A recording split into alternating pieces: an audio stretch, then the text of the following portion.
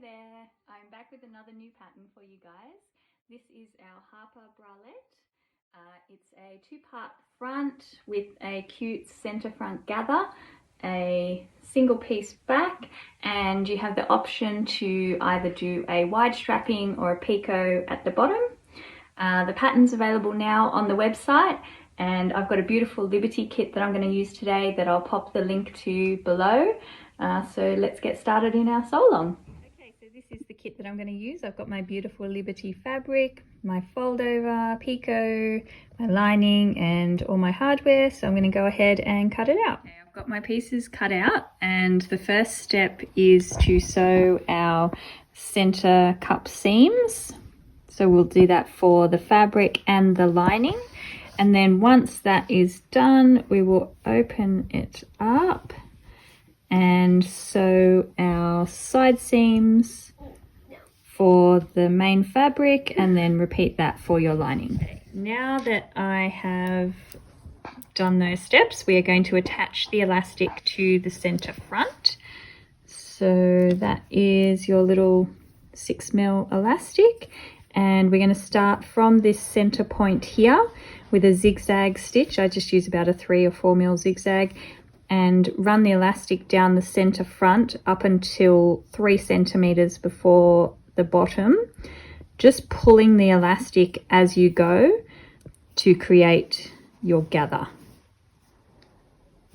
Once we've done that, we're going to bind the top of the neckline with our fold over elastic.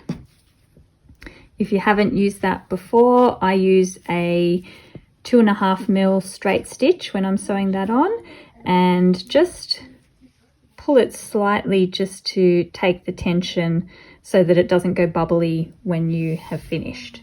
So I will do those 2 steps and then we'll come back to create the straps. Okay, now that I have sewn my elastic to the neckline and I've sewn my elastic down the center front, we are going to create the straps and bind the underarm, the back, the other underarm, and create the other strap. So what you need to do that is to sew your fold over elastic closed for about 30 centimeters and continue the binding around the underarm, around the back, around the other underarm, and then sew about another 30 centimeters of your fold over elastic closed to create the strap on the other end. So I will do that and I'll come back and show you how to assemble the straps. You will also need a small piece of fold over elastic sewn closed to hold your rings. So I usually just keep sewing to the end, which gives you a little bit to cut off at the end to create the strap for your ring as well. Okay, now I have stitched my fold over elastic on all the way around, catching both my outer and my lining, and created my straps. We are going to attach our rings to the back. I might also say at this point, if you feel like the fold over is not a strong enough strap for you, you could just finish the fold over at that point and attach a wider strapping. It is quite soft. I like it, but I feel like some people might want a little bit more support, so there is that option there. You could turn it over and attach your ring there and then thread your wider strapping through the ring. So there's a few options there. So we are going to attach our rings at the back. You might want to try it on at this stage to find the best position for you. So just thread your ring through your little pieces of leftover fold over and pin those in place and stitch them on. Then we will thread our sliders onto our strapping through the ring and then back up through the back of the slider. It's a bit hard to explain. I'll show you once it's done, because it's a bit hard to put that into words.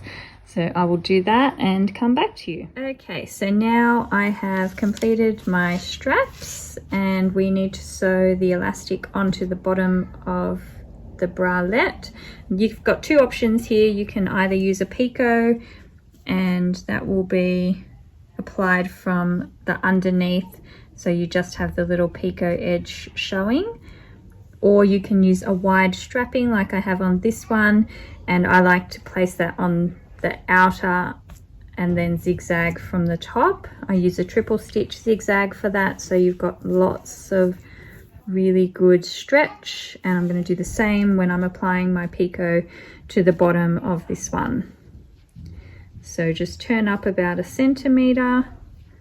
You can do it in a 2-step process, stitching it from the outside first and then flipping it under. I like to do it all in one go, but that's a personal thing.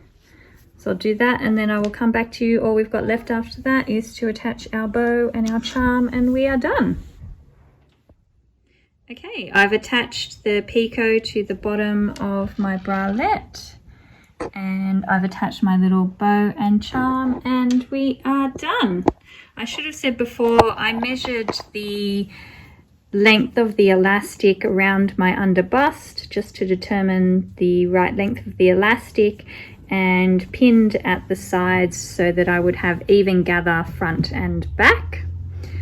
I don't think there's anything else I need to mention there. So that is it. That is the Harper bralette.